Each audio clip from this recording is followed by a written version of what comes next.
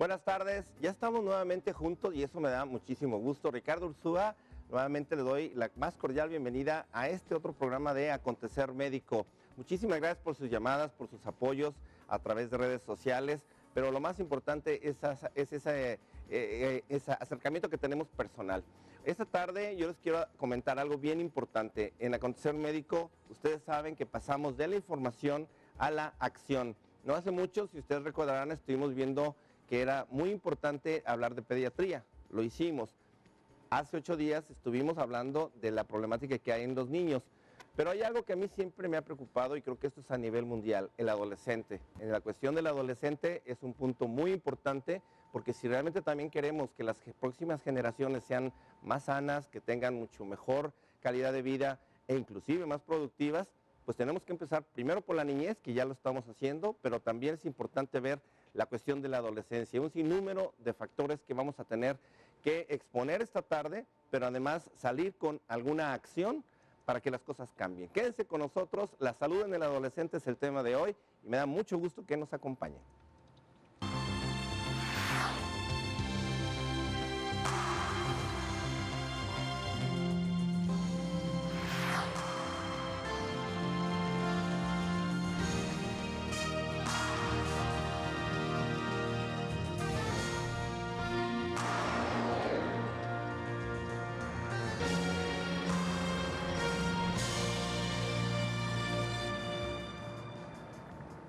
Definitivamente que los jóvenes de 10 a 24 años representan, según cifras de la Organización Mundial de la Salud, representan la enorme proporción de la actual población mundial. En este caso estamos hablando de más de 175 mil millones de personas. Yo creo que es algo que se tiene como una constante, pero no se le ha dado el cuidado o la importancia absoluta a lo que representa el adolescente en las próximas generaciones o en la vida de cualquier persona. Yo creo que muchas enfermedades y muchos padecimientos en el adulto se pueden abordar ya desde la adolescencia, cuando se generan toda esta serie de cambios, tanto hormonales, físicos, mentales. Hay algo interesante y es que muchos adolescentes actualmente, lo hemos visto, atraviesan por muchísimas dificultades que van a afectar o atentar contra su bienestar. ¿Cuáles son de estos? Bueno, la ausencia de servicios médicos especializados, falta de orientación tanto social como sexual, mucho de la situación que no hay un fácil acceso, sobre todo a información científica, veraz, bien sustentada, que realmente oriente e informe y eduque al adolescente. Ese es un gran problema. Por supuesto que la pobreza también es algo importante que lleva hacia ciertas situaciones de decremento en la calidad de vida del adolescente. Sin olvidar que también estamos contaminando el mundo en el cual tanto nuestros hijos, nietos y ahora los adolescentes van a estar viviendo en un ambiente inadecuado, insalubre, lleno de contaminación, no nomás en la cuestión de aire, sino en el agua y también en los alimentos. Una problemática que hay que tocarla muy de fondo. Esta tarde me da muchísimo gusto tener a dos grandes especialistas, muy difícil de encontrarlas, por cierto, en el sentido de que no hay preparación en la cuestión del adolescente. Doy la bienvenida primeramente a la doctora Carmelita González. Doctora, me da muchísimo gusto. Tú, además de ser pediatra, tienes una maestría, me decías, en lo que es el adolescente y medicina en el adolescente. Sí, y me da mucho gusto que me hagas el favor de invitarme, porque en realidad sí es un área un tanto oscura. Sí, quizá todos estamos inmersos en ello, porque quién no tiene a alguien, un adolescente cercano, pero sí es algo que es de preocuparse y de darle un poquito más de atención en el área de la salud, en el área social, es multifactorial. Exacto. Bueno, pues esto me da muchísimo gusto que por fin podamos trabajar en conjunto y además salir de aquí con acciones, porque como comentaba al principio, la intención es informar, pero también actuar.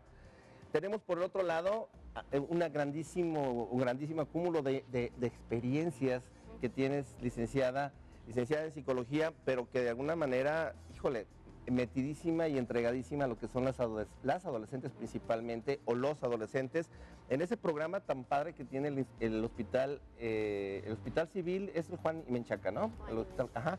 Ahí la doctora Eliana Romo y todo su equipo, que tú eres parte de ese equipo, nos han platicado de cómo están rebasados ya por los resultados que está dando la cuestión del adolescente, la no información y sobre todo los embarazos no deseados. ¿Esto cómo va? ¿Cómo va? Antes que nada, bienvenida. Sí, gracias. Muchísimo gusto que te integres también a nuestro equipo. Gracias por la invitación. Sí, ya tenemos muchísimo tiempo en el programa de atención psicológica e incluso integral para los adolescentes embarazados, sea los hombres, varones y las femeninas también. ¿Sí? Perfecto. Y pues tenemos una amplia gama de apoyo de forma integral, equipo bien complementado, bien organizado, bien estructurado para prestar apoyo tanto a los adolescentes como también a familiares, incluso también en el entorno social en la que se desenvuelve el adolescente embarazado. Excelente, perfecto.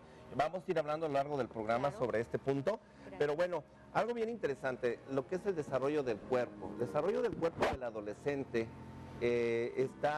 sufriendo una serie de cambios en el sentido de que anteriormente, bueno, no quise yo entrar al punto de pubertad para luego pasar a la adolescencia, porque como te platicaba, a mí me da la impresión y lo que estoy viendo es que cada vez más en nuestra sociedad ya prácticamente se ha desaparecido esa etapa de la pubertad, puesto que ya de la niñez están brincando prácticamente a tener una actividad como adolescente, ¿no? Lo que quiere decir que en este sentido hay una disparidad en las situaciones. El cuerpo todavía no está desarrollado al 100%, pero sí ya tienen actividades sexuales, de tabaco, de alcohol, de muchísimas cuestiones donde el adolescente, no que sea normal, pero es mucho más afecto a esto. Esta situación, ¿cómo lo ve la comunidad pediátrica? Bueno, mira, tradicionalmente al pediatra se le ha visto como el médico que atiende a los pequeños. Exacto. Pero ahora, dado estas necesidades, porque la adolescencia es una transición, un paso de la niñez hacia la adultez. Es un periodo muy específico donde físicamente nos preparamos para la reproducción. Entonces, sí me gustaría aclarar, por ejemplo, que cuando iniciamos con esos cambios que comentas físicos, que no solo son físicos, ya nos platicará Lulú, son también emocionales, psicológicos, neurológicos, pero lo que podemos ver es lo físico. Claro. Entonces, cuando inician estos cambios es cuando denominamos la palabra pubertad. Cuando esto va caminando, esto constituye a la adolescencia, que la vamos a dividir en una adolescencia temprana, que es cuando se dan estos cambios, una adolescencia media. Okay. La temprana va de los 10, que ahorita veremos por qué ha cambiado tantas estas cifras, ¿verdad? Estas edades. Sí. Entonces, de los 10 a los 12, y luego de los 12 a los 14, que es la adolescencia intermedia, y luego de los 14 hasta los 19. Según la Organización Mundial de la Salud, se considera adolescente hasta los 19. Entonces, creemos que el pediatra ve hasta los chiquitos, y no, nosotros estamos capacitados para verlos hasta los 19 años de edad. Okay. Si es que quieren seguir acudiendo a su médico, ¿verdad? Que suele suceder. Exacto. Eso me llevó a la necesidad de estudiar, hacer esa especialidad en adolescentes, porque mis pequeños pacientes fueron creciendo, querían seguir acudiendo, entonces yo me vi en la obligación de prepararme para poder atenderlos en edades posteriores. Eso se me hace muy bien, aunque en realidad aquí hay un punto interesante y Lulú también quisiera que lo compartiéramos, sí. este punto del avance psicológico, el avance de madurez, entre comillas, en el sentido de que el adolescente ya no quiere ir con el pediatra, por ejemplo. O sea, su situación de sentirse ya casi adulto, desde los niños de, no sé, 10, 12 años, prácticamente si un niño le dices tú de 12, te voy a llevar con el pediatra, decir, no, estás loco, ¿no? O sea, para nada. Entonces, ese espacio que está desde los 12 años o 10 años que ya dejan de ir con el pediatra hasta que se enferman, porque es cuando realmente acuden ya al médico. No van a sus revisiones, ya no van ni a que los pesen ni nada, por supuesto, ¿no? No van por su paletita con el pediatra, claro. ¿No? Porque ya andan en antro, pues ¿qué van a querer ir con el pediatra, no? Y en ese sentido, la situación psicológica de resistencia de ir con el médico hace que venga un espacio entre que ya dejan de ser niños y hasta que ya de adultos empiezan a tener problemas, es cuando acuden al médico. Se pierde un tiempo precioso en la prevención. ¿Cómo poder romper esa actitud en la cuestión psicológica para el abordaje con los pequeños? Con los adolescentes, que incluso, como decía la doctora, sí contempla desde los 10 años hasta los 19 años con las diferentes etapas. Sí es importante la motivación, sobre todo el entorno familiar en cuanto a la comunicación. Okay. Ellos se resisten a ese tipo de apoyo más bien médico porque hay defensas emocionales en donde creen que a ellos les puede perjudicar, o el temor, el miedo, la angustia de que les den un diagnóstico no favorable. Si quieres, Lulú, si me permites, vamos al corte. Claro. Ahorita regresamos porque sí es cierto eso, pero yo voy un poquito más allá. Y ahorita que regresemos del corte, les voy a comentar esto, analícenlo. Nuestro teléfono está abierto, 3719-9763. Hagan sus comentarios, sus dudas. Tenemos a dos muy buenas especialistas. Regresamos.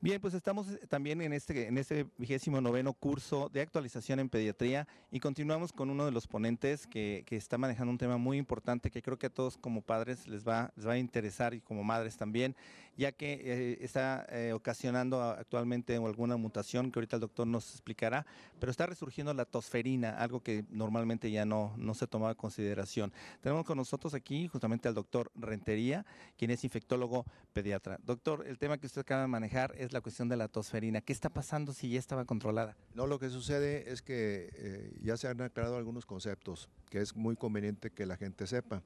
Primero, se decía que el individuo que se había infectado con la Bordetella pertussis, que es la que causa tosferina, ya enfermo de ese padecimiento iba a quedar protegido para toda la vida. Y la otra era que todo individuo que estaba bien vacunado, como sucede en nuestro país, que un niño de 4 años ya tiene 5 dosis de la vacuna, iba a estar protegido para toda la vida. Los estudios recientes han demostrado una situación muy interesante. Ambas cosas no son correctas. O sea, el que ya se enfermó por tosferina y el que se vacunó, el nivel de protección empieza a disminuir de 5 a 10 años después del evento. Esto quiere decir que el individuo que tuvo enfermedad o que estuvo bien vacunado va a estar susceptible otra vez a infectarse. Entonces lo que entiendo es de que aunque cuando se venga la vacunación pasa tiempo y de alguna forma no quiere decir que se hace una inmunidad total, puede existir y puede haber esa situación. ¿Podríamos decir que entonces en algún problema de una tos persistente puede estar subdiagnosticada una tosferina? Correcto, acuérdense que la tosferina, su síntoma cardinal es la tos, pero desafortunadamente actualmente estamos viendo que la enfermedad se está presentando por contagios en niños muy pequeños que todavía alcanzan a ser bien vacunados, tanto por su madre, por un hermano mayor o por nosotros mismos, personal de salud.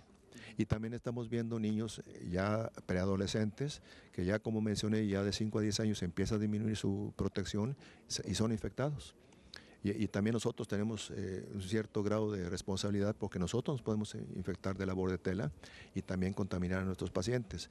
En estos casos de edades extremas de la vida, que es el recién nacido o el niño muy pequeño y el adulto, no es la tos típica que con vómito y el canto del gallo y todo eso. Puede ser totalmente atípica la tos y a lo mejor eso nos produce fallas en los diagnósticos. Sí, claro, todo aquel individuo que tenga tos, se está mencionando algunos conceptos, uno que tenga más de 2 semanas de duración. Allá hay algunos autores que sugieren que más de 1 semana, que puede tener más de 2 semanas de evolución con algunas características que prendan el foco que puede ser tosferina. Tenemos actualmente en México y en los autores estatales de salud posibilidad de hacer el diagnóstico etiológico, o sea, podemos aislar la Bordetella de un cultivo que se mete de una asa en nariz y faringe, y una prueba en sangre que se llama reacción de polimerasa en cadena. Esto nos da mucho margen de tener un caso bien confirmado y tomar las medidas necesarias para ello. Y es una prueba, es el estándar de oro para hacer el diagnóstico. Advertirle al familiar que con esto no se va a modificar mucho el cuadro. Lo que queremos es que si alguien que está en posibilidad de ser contagiado, ese tratamiento profiláctico evita que se infecte. Y el que está infectado, negativizamos los cultivos más rápido y evitamos que sea contagioso. Ojalá que esa vacuna se pueda incorporar. ¿Por qué? Porque uno de padre de familia va a ver al médico para que le quite la tos. Y es de veras frustrante decirle, pues a pesar de todo eso, usted me hizo una pregunta, ¿cuánto dura? La fase catarral, un par de semanas. La paroxístima, que es la que está la tos muy fuerte, que puede durar varias semanas, 2, 4 semanas. Y lo peor es la convalecencia, que puede dar todavía muchas semanas, y el peor de los casos es que ese individuo está en etapa de convalescencia de una tosferina, se infecta con cualquier otro agente, otra vez reaparece la tos. La mejor política que puede hacerse en nuestro país y en muchos países del mundo, ojalá todos lo hicieran, es el tratamiento profiláctico, preventivo, a través de vacunas. Recuerden que siempre es mejor y más barato utilizar una vacuna que tratar de curar una enfermedad.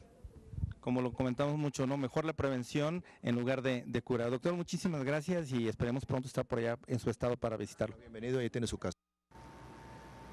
Bien, pues acabamos de ver esta entrevista, estuvimos en este curso de actualización en pediatría, algo muy importante también y necesario para que los pediatras y todos los profesionales de la salud que manejen niños, pues tengan esa actualización. Estamos viendo que esto es muy constante, la cuestión de la tosferina que viene como algo, una amenaza importante. Entonces la vacunación ahora es más que nunca, es muy importante. El doctor de San Luis Potosí, le mando un cordial saludo, él trae un programa allá en San Luis Potosí muy interesante, que también esperemos nos los comparte y lo podamos nosotros presentar aquí ante el gobierno entrante.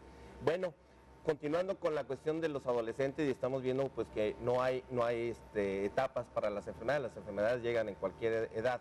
Antes de salir al corte, hablábamos acerca de esta resistencia de ir con el pediatra. Claro que a todos nos da temor, que era lo que decías tú, Lulú, en el sentido de, y eso, bueno, hasta a mí, ¿no? Yo lo que vas, tú dices, híjole, a ver qué me dice, ¿no? Se me hace que la cosa no va a estar muy bien. Ajá. Ese temor a tener una verdad por parte del médico, ahí es lo que tenemos que vencer. Una resistencia para ir al médico y decir, no, tengo que ir, enfrentarlo, porque el tiempo es oro en cualquier enfermedad. A lo que yo también me refería en ese sentido es la situación de cómo lograr o qué hacer, porque todos tienen que poner una parte, ajá, para que ese niño, que ya no es niño, siga y acuda al médico, pero que no se sienta ni que se va a denigrar porque vaya con el pediatra, que ya no está para esas cosas. O sea, ¿cómo poderlo manejar? Sí, tiene diferentes etapas el adolescente, y en esta etapa, cuando es de niño a adolescente, tienden a sentirse a veces niños y a veces querer sentirse adultos. Claro. Entran en una etapa crítica. Cuando se sienten adultos, pues va con el pediatra y se siente bebé y dice, no quiero estar ahí.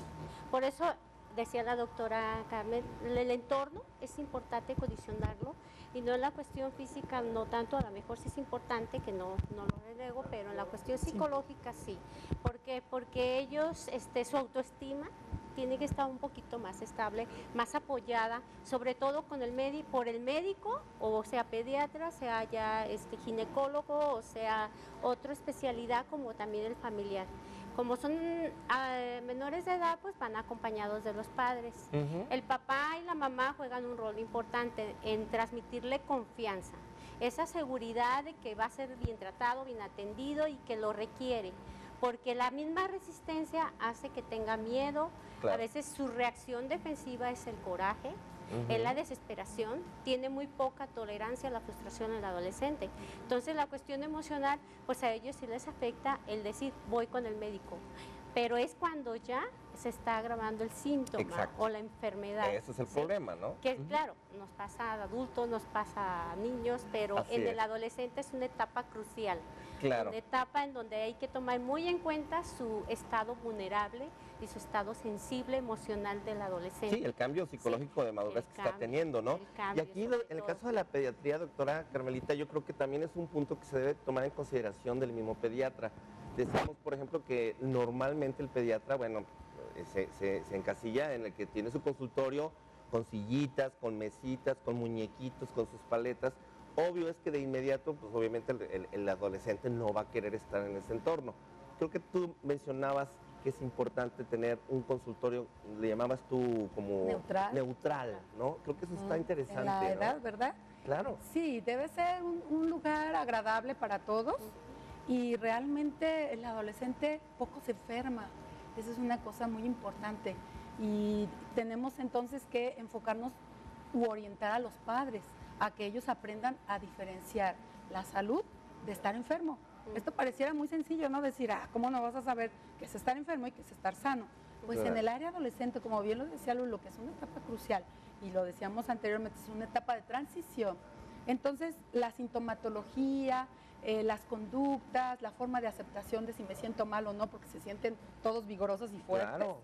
y, ¿cómo se dice? Invencibles. Sí. Entonces, difícilmente ellos quieren acudir al médico. Pero entonces, ¿a quién le importa esto? A los padres.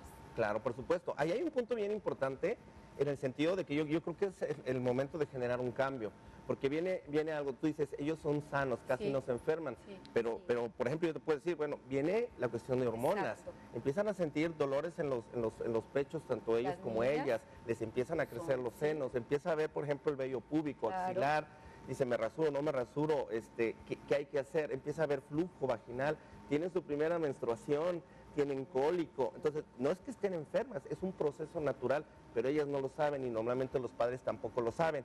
Entonces en esta etapa de madurez que empieza, es donde a veces dicen, bueno, entonces quiere decir que hasta que se enferme, no, en la realidad tienen que ir con el pediatra y el pediatra tiene que decir, no tiene nada, es normal. Bueno, por fin, vamos o no íbamos con el pediatra, yo como adolescente, se van a decir, es normal, para la persona no es normal, porque hace unos años no tenía senos y ahora tiene senos. El hombre, el pene empieza a crecer, los testículos empiezan a crecer. Entonces, de alguna manera, claro que hay cambios, ¿no? Esa es la parte en la que yo siento que los profesionales de la salud ya tienen como que borrar lo anterior y adecuarse a lo que está realmente pasando y que tenemos este hueco, y no nada más México, en todo el mundo está sucediendo. Pues en realidad esto es una cuestión muy cultural. Claro. De nuestro entorno, de nuestro actual entorno en México, en muchos lugares o países latinos, que hay algunos que están un poco más avanzados que otros en este sentido, ¿no? La cultura de la prevención, como bien lo decías en tu entrevista. Exacto. Entonces, la prevención aquí juega un papel importantísimo. Los niños toman información de todos lados, son como unas esponjitas. Todos, o la gran mayoría, tienen un acceso importante a información, como por ejemplo el internet, en cualquier esquina puede haber un ciber, y van los niños, tienen acceso. En cualquier puesto de revista pueden ver algunas fotografías, revistas, mujeres, hombres. Entonces ellos están bombardeados por la información. Entonces, sí tienen información, sí hay lugares médicos a donde ir, pero no estamos clasificándolos. No. ¿Cuál es el adecuado? ¿A cuál debo de acudir? ¿Cuándo debo de acudir? Por eso se me hace muy importante tu comunicación o tu medio de comunicación para que los papás estén abiertos a recibir todo esto. Y la verdad es que todo está cambiando. Decimos que los niños están siendo adolescentes más chiquitos, de los 10, desde los 9 años. Hay niñas que menstruan a los 9 años. Sí. Y sin embargo, bien lo decía Lulú, se sienten grandotes y luego se sienten chiquitos. Claro. Entonces, si vamos, no vamos. Es una etapa difícil que estamos viviendo todos como sociedad. Por supuesto, porque además en ese sentido viene la educación que psicológicamente y orientación o guía le debe dar, en este caso, el pediatra o el médico especialista en adolescentes, ¿no? ¿Qué nos comentas? El Hospital Civil, Dr. Juan Menchaca, está trabajando actualmente con un proyecto. Todavía no ha arrancado al 100%, pero ya hay un programa estructurado de forma multidisciplinaria. O sea, preocupados precisamente por la atención de salud al adolescente. Claro. En donde haya una especialidad, donde se encuentre establecido una especialidad, en donde se encuentren diferentes especialistas expertos en la atención del adolescente, desde el área jurídica, el área de salud, el área psicológica y el área social. Excelente. Aunque no tengan ningún padecimiento, ninguna enfermedad, simplemente que se sientan con la libertad de acudir a la institución y de decir, ¿sabe qué? Tengo esta duda o quiero esta información. A veces tienen muchísimos temores a hablar de sexualidad. Para llegar a eso, a veces es importante que se les dé una confianza totalmente abierta y hablarles de tú a tú, para que el adolescente se sienta con la confianza de decir, tengo esta enfermedad venérea. Claro, y ahorita que comentas la parte sexual, ahorita que regresamos del corte, les quiero yo comentar algo, porque también ya tenemos que romper muchos paradigmas que existen. Vamos al corte, vamos a regresar, vamos a hablar por qué se embarazan los adolescentes. Regresamos.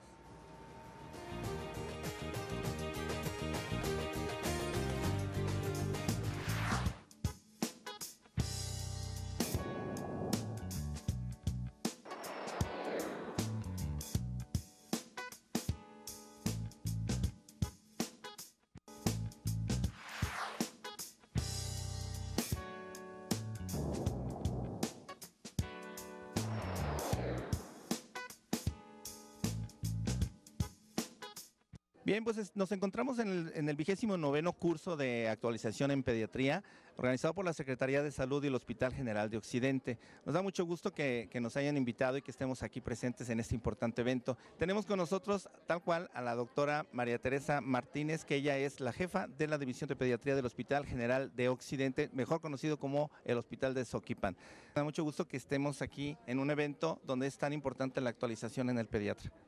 Sí, bueno, sabemos, nosotros llevamos como la División de Pediatría del Hospital General de Occidente de la Secretaría de Salud, estamos muy preocupados por continuar con la educación de los médicos, lo que debemos de tener énfasis, sobre todo algún tipo de enfermedades, la patología que aqueja más frecuentemente a nuestros niños, cómo tratarlas, los cambios que hay, todos los conocimientos y alternativas de manejo que pueden existir en nuestros niños.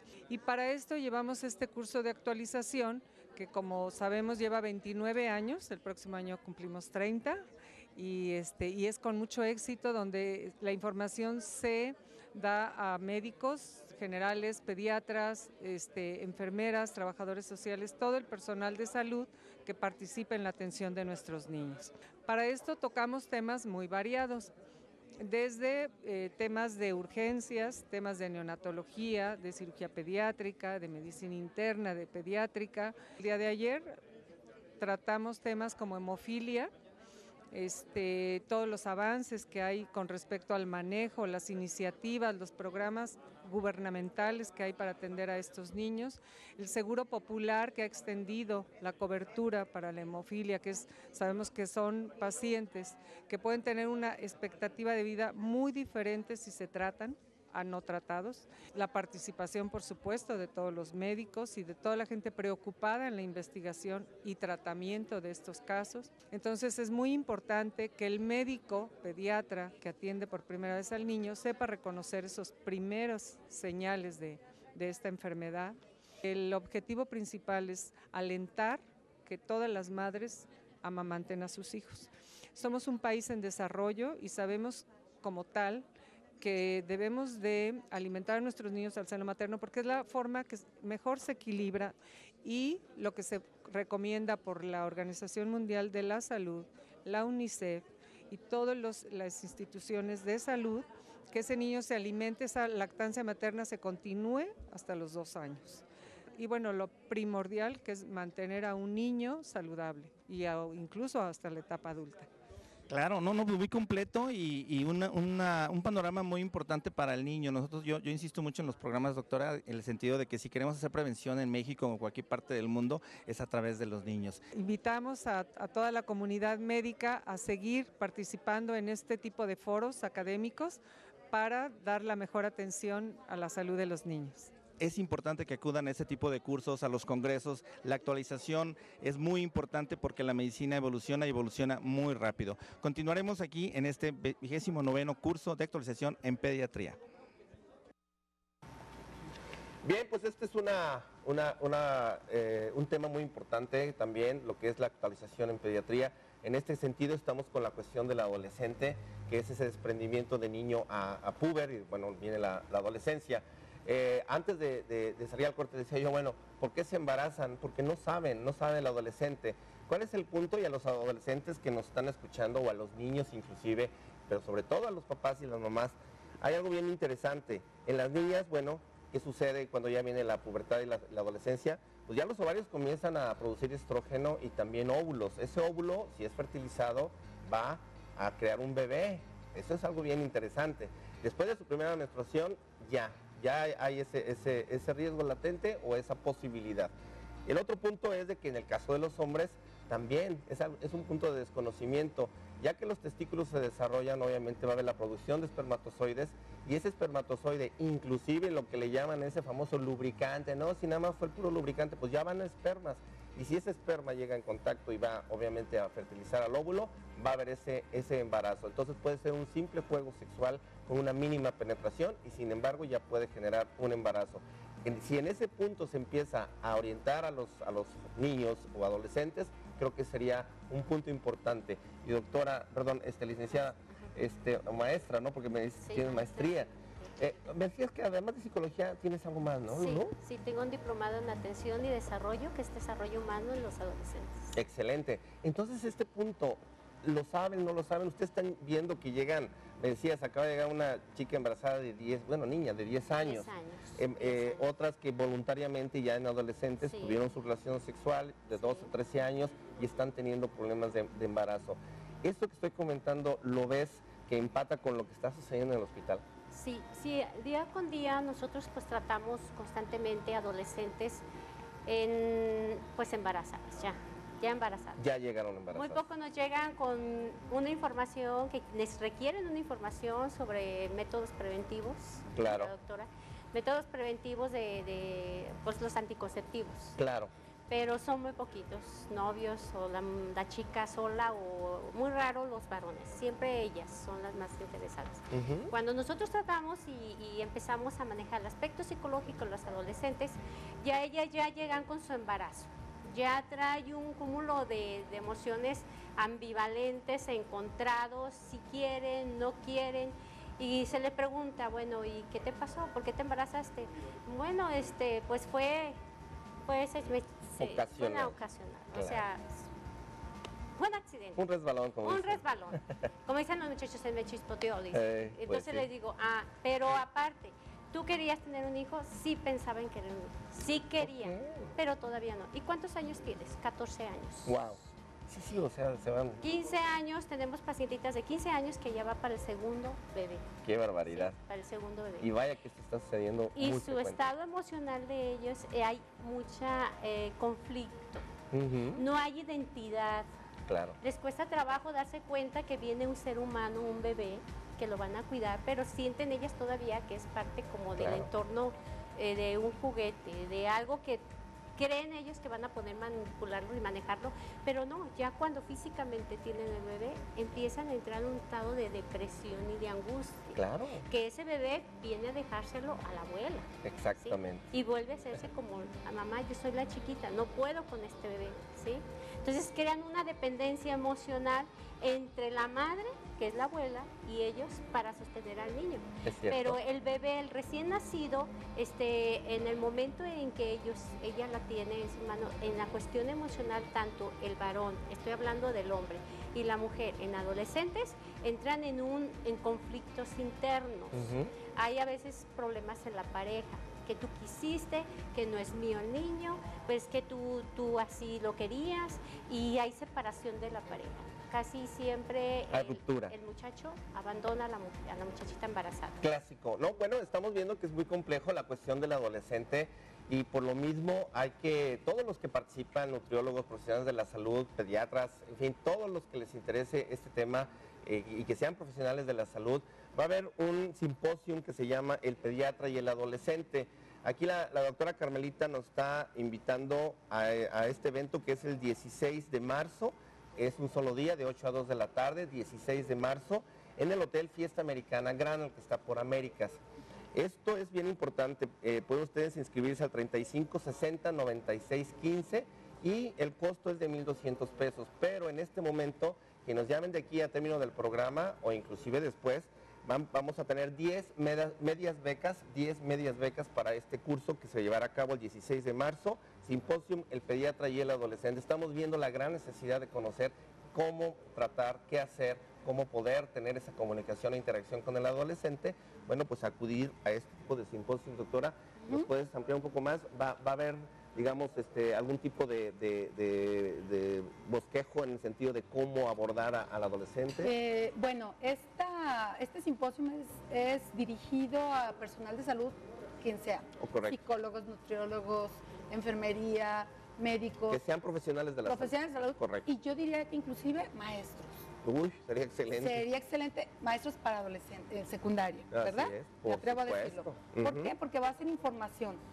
Por ejemplo, tenemos sobre ginecología en las adolescentes, Wow. tenemos Perfecto. dermatología en la Ujú. adolescencia, tenemos lactancia materna en hijos de madres adolescentes, el embarazo en las mujeres adolescentes, Ujú. y finalmente tenemos una conferencia magistral que va a venir una doctora experta de la Ciudad de México que nos va a hablar sobre la situación actual de la adolescencia en México y Latinoamérica. Excelente. O sea, Los temas están excelentes y por supuesto yo voy a participar también y voy a... Habrá que estar ahí. Habrá que estar ahí también. Entonces, 10 medias becas. 10 medias becas. Perfecto. Y algo que también les quiero comentar es que ya tenemos bueno, ayer estuvimos, por eso me oyen así medio mormadón y todavía medio como que noqueadón. Ayer tuvimos ya lo que es el cierre del primer reto Acontecer Médico. La verdad fue increíble. Después les vamos a pasar los datos. La próxima semana ya vamos a tener todos los resultados e imágenes. Pero la verdad estamos muy contentos, muy satisfechos. Resultados que la que ganó bajó 25 kilos. Es algo impresionante en 3 meses. ¿Y qué creen? Se acaba de reinscribir al segundo reto, porque esto no se trata nada más de que aquí termina. Muchas van a regresar al reto y van a continuar hasta que obtengan su peso ideal. Eso es lo importante. Pero recuerden que el reto Acontecer Médico es un acompañamiento donde también se les da asesoría a través de más de 10 especialistas. Si la cuestión por la que no bajan de peso es hormonal, si tienen algún problema metabólico, tiroides, etcétera, o simple y sencillamente si sus hábitos no son los adecuados, o tan sencillo que no están haciendo ejercicio. Bueno, pues el reto les incluye todo esto, los análisis clínicos, las consultas, todo lo que es el control de su índice de masa corporal y de grasa, el gimnasio también les incluye, y lo más importante de todo es que ahora tanto el hombre como la mujer pueden participar. Ya tenemos algunas parejas integradas y esto nos da muchísimo gusto, pero el cupo es limitado, así que ya, si ya le van a entrar, llámenos porque ya cada vez quedan mucho menos lugares, 3719-9763, o mándenos el correo acontecermedico@hotmail.com. Con gusto le daremos toda la información. Y vamos al corte y regresamos con este tema de los adolescentes.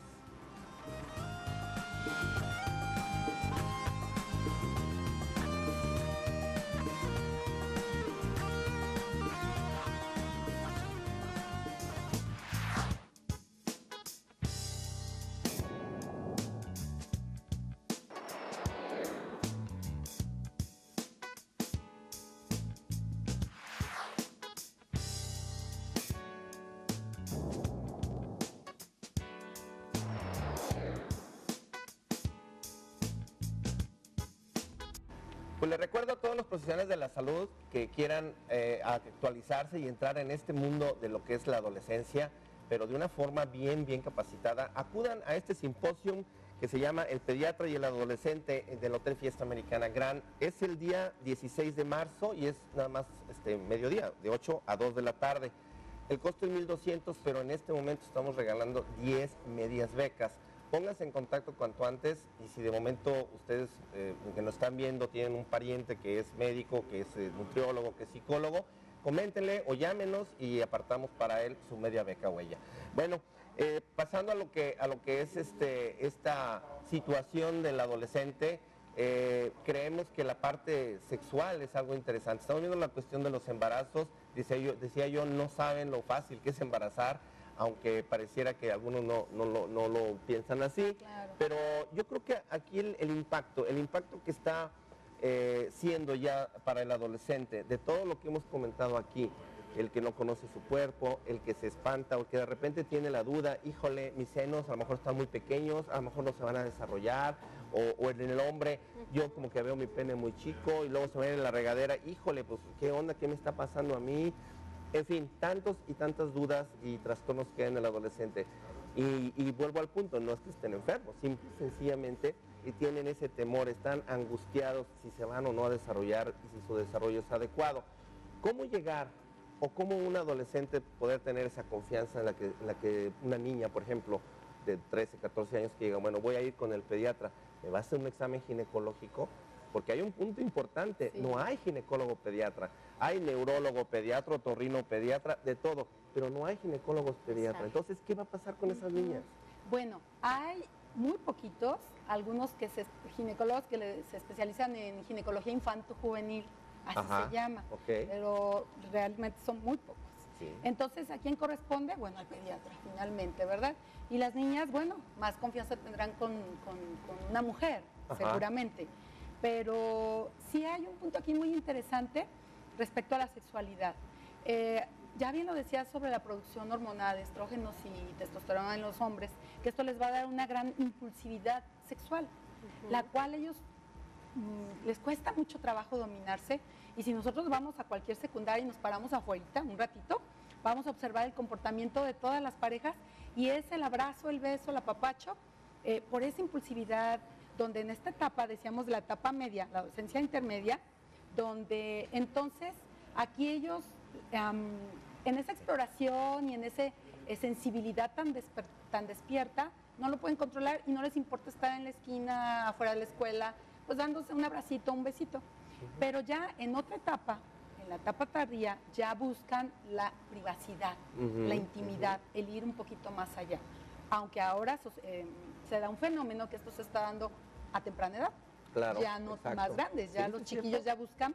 ¿Dónde? Pues en la casa. Créanme que muchos niños tienen relaciones en sus casas. ¿Por qué? Ausencia de los padres. Lamentable y afortunadamente. Sí.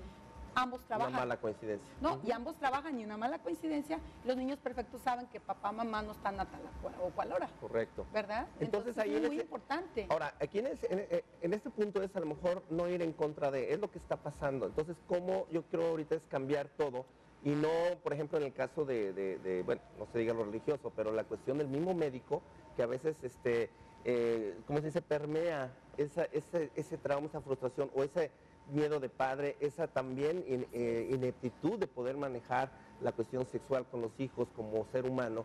Y bueno, no porque sea pediatra quiere decir que puede ser muy buen padre o puede estar educando bien a sus hijos y a sus hijas. Yo creo que es un punto que sí hay que tomar mucho en consideración de lo que es la prevención. Y esta prevención es decir, ok, si lo vas a hacer, hazlo así o aguas porque te puede pasar esto y esto y esto otro.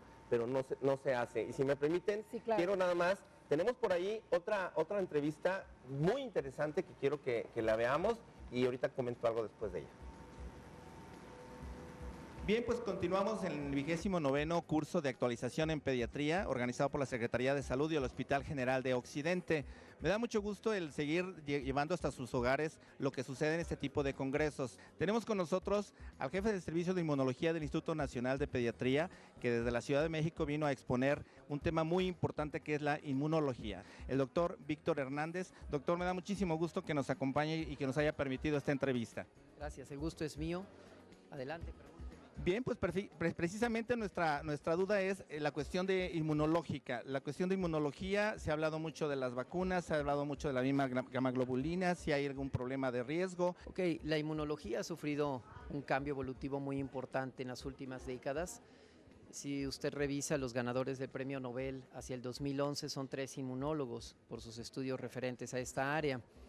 La inmunología, específicamente en el Instituto Nacional de Pediatría, es una piedra angular en el tratamiento de muchos pacientes que tienen enfermedades crónicas, poco conocidas, complejas, y nosotros somos un servicio que es referencia de inmunodeficiencias primarias, que es un líder de opinión en el uso de gamma globulina estrictamente endovenosa y actualmente subcutánea, que es nuestro producto más recientemente incorporado en el servicio. ¿Qué indicaciones tiene y cuál es la diferenciación con la subcutánea? Bueno, por lo menos avalada por la Administración de Drogas y Alimentos y la Organización Mundial de la Salud, existen 6 indicaciones tácitas para el uso de gamma globulina endovenosa, como serían las inmunodeficiencias primarias, fundamentalmente aquellas que tienen déficit de anticuerpos, como sería la enfermedad de Kawasaki, como es la leucemia linfocítica crónica que depende de linfocitos B, y algunas otras entidades que han sido ya avaladas a través de estudios metaanalíticos debidamente validados científicamente, como sería el diagnóstico de sepsis neonatal. La forma subcutánea la estamos utilizando fundamentalmente para el tratamiento de inmunodeficientes primarios, es decir, con fines de restitución, y actualmente hacia donde nos dirigimos es utilizar el producto en casa. El producto va dirigido para que los pacientes, y lo cual lleva un ahorro muy importante de costos para los hospitales, en general para el gobierno, ya no van a acudir a estos para recibir su tratamiento, sino lo podrán recibir en la comodidad de su casa, ya que el producto subcutáneo es sumamente seguro y es posible que se aplique por la mamá del paciente. Y el futuro de la inmunología como prevención y ahora también como terapéutica o terapia, digamos, de fondo. Bueno, esta última pregunta que usted hace es muy importante. Tenemos la responsabilidad, los profesionales relacionados con la inmunología clínica, de difundirla. Esto que usted hace, felicidades por esto, es un foro muy importante para poder llevar a cabo la difusión de estos conocimientos. Hoy en día la inmunología, me parece que en el rubro de los inmunosupresores, se dirige hacia fármacos más seguros, con la misma eficacia de inmunosupresión, pero más seguros, que virtualmente estén exentos de inducir infecciones. En el rubro de la gamma globulina, el futuro es la forma oral. Ya no vamos a tener que canalizar a los pacientes, ni siquiera colocarla por debajo de la piel, sino que la ingieran. Ese sería el futuro. Y me parece que lo que usted dice es una realidad. Hay que utilizar, por ejemplo, en un paciente infectado, se puede utilizar un antimicrobiano en un esquema empírico, muchas veces no hay que esperar a cultivos, pero también si el clínico lo juzga así, si hay la necesidad de inmunomodulación, ¿por qué no ofrecer gamma globulina?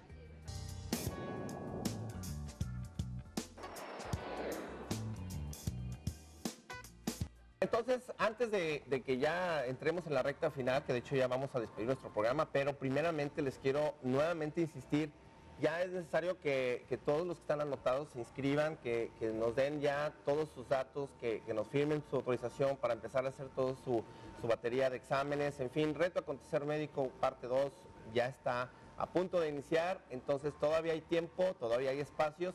Marque hoy al 3719-9763 y de aquí toda la semana estamos al pendiente para darle la información, las dudas que tengan, con gusto se las aclaramos, para que ustedes se integren y tengan este reto de una manera acompañada, de una manera muy profesionalizada y obviamente logren su peso ideal en el menor tiempo posible.